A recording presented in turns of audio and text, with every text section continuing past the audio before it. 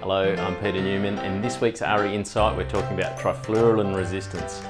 Our AHRI researcher, Qin Yu, with a team of PhD students from China who are funded by the Chinese government to come to AHRI and do their PhD, have discovered a particular target site mutation that causes trifluralin resistance. Now this is detailed science, it's not for everybody, but for me I find it mind-blowing.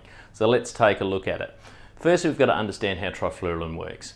So trifluralin is involved in cell division. If you've studied biology, you might remember that when the cells are ready to divide in mitosis, the chromosomes are duplicated, they line up down the middle, and then spindle fibers attach to the chromosomes and pull them apart so that each new cell has a full set of chromosomes. Now trifluralin targets these spindle fibers. They are made out of microtubules. What's a microtubule? Well, a microtubule, if you had to dream up the hardest way to make a tube, a microtubule is it. It's made out of protein. So how do we make a microtubule? Well, it's made out of alpha and beta tubulin, two slightly different proteins. So what we first have to do is read the DNA, assemble thousands of amino acids in a row in just the right order as the DNA code says to make a single protein. And then we do that again and we make another protein, beta tubulin. And then we do it thousands of times over and make sheets of protein that are joined together. And then we roll those sheets into a tube. So that's how you make a microtubule. Very complex stuff. So trifluralin binds to the alpha tubulin protein and stops these microtubules being made. With the microtubules not being made, there are no spindle fibers to pull the chromosomes apart, so cell division is inhibited. Now, what did our AHRI researchers find to cause trifluralin resistance? Well, they found a particular mutation, the 243 mutation.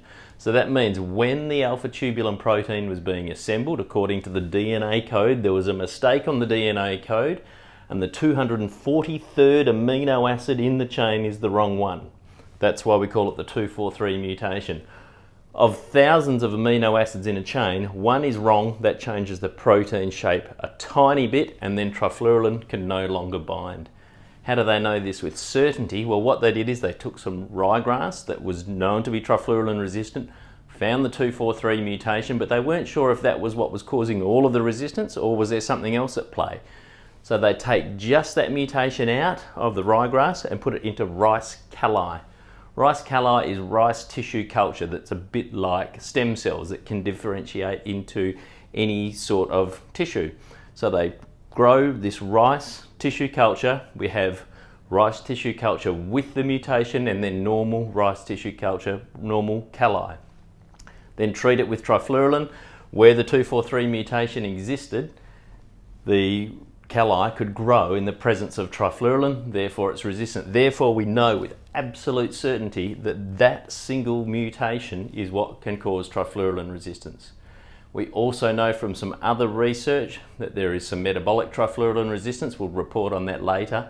But this research that we're reporting in AHRI Insight is about this particular mutation on the alpha tubulin protein that trifluralin is trying to bind to. Look, this research isn't for everyone. It's very detailed stuff, but for me, I find it mind-blowing and I hope you do too. Take a look at AHRI Insight.